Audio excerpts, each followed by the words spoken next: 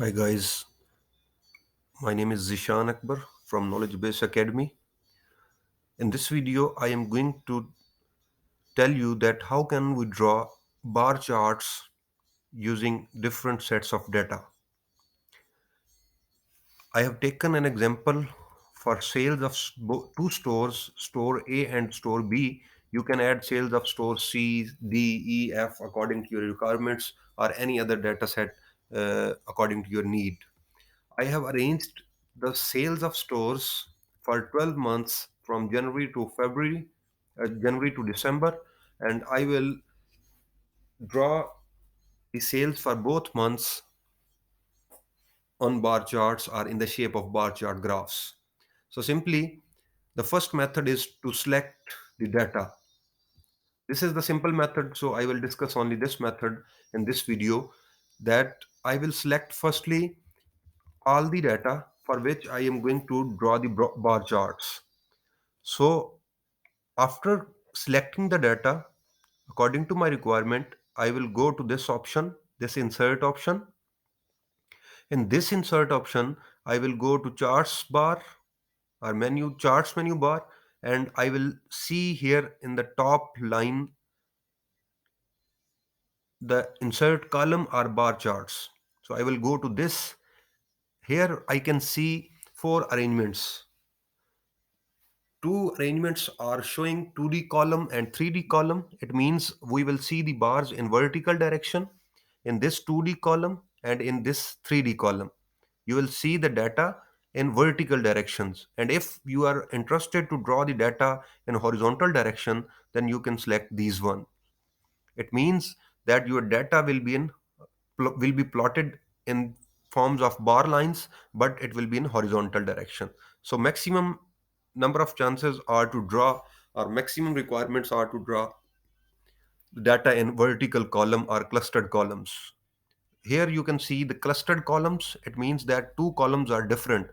The column for sale A for the sale of store A is shown by blue line, blue vertical column, and the sales for store B are shown by the orange line in vertical direction.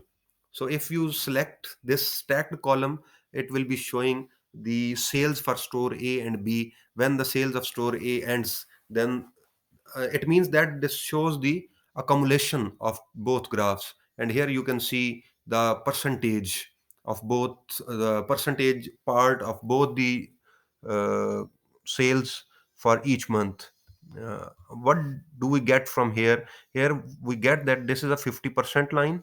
Simply, if we want to change the value for this axis, suppose I select this as 1. So sorry, maximum is 1, and here it is 0.5. It means that only 50% line will be shown. In this 50% line is showing that which store has lesser sale in the respective month. Suppose for the month of January, the sale of store A is greater than store B because this is more than 50% of the total sale for for the month of January. So simply we can say that uh, the sale of store A for month of January is more as compared to sale of store B. So in case of March, you can see here that for March, the sale of store B, this orange color shows the store B sale. It means that sale of store B is more in March as compared to sale of store A. So if we want to change the type of chart, you can go here on this tab, change chart type, and you will be able to select according to your own. Mostly this type of chart is needed in our data drawings. So simply I can undo this and I will go to this insert option here on bar charts. Sorry, here on bar charts, and I will click on the first clustered columns, 2D columns here, and this will show the variation of data for each month. These both lines are for month of January, this for February, this for March, this for April, this for May, this for June, this for July, this for August. It means that in month of February, the blue line is above the end point of the line, orange line. It means that the sale of store A is more as compared to sale of store B in the month of February. In case of March, the store B has much sale as compared to store A. So this is how we can draw the bar charts for different values of data. So simply we can add another line in our data. Uh, let's say that I have another store, store C. So suppose this is store C sale. This may be something 1050, 2000, etc. And these values, I can copy these values down, and you will see the variation. So I will select this chart by double clicking. I will go to now in this chart, in this bar chart, we only have two sales for store A and store B. Now I want to add the sale for store C. Then what will I do? I will simply do the double click and go to select data. I will go to the add option. Here I will write take as store C as the series name, and I will select the data under the store C.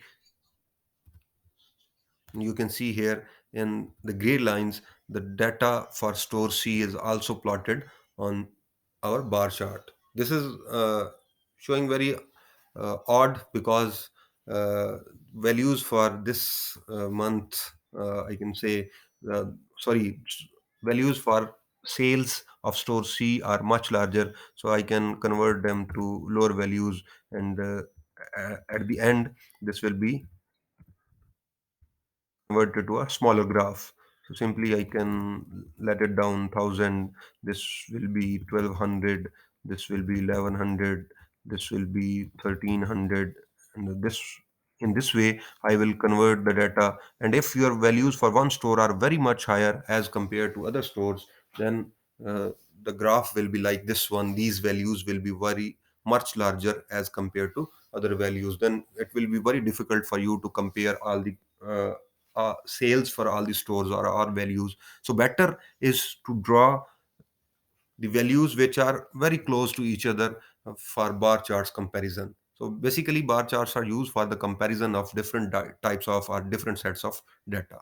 Thank you very much. I will see you again in the next video.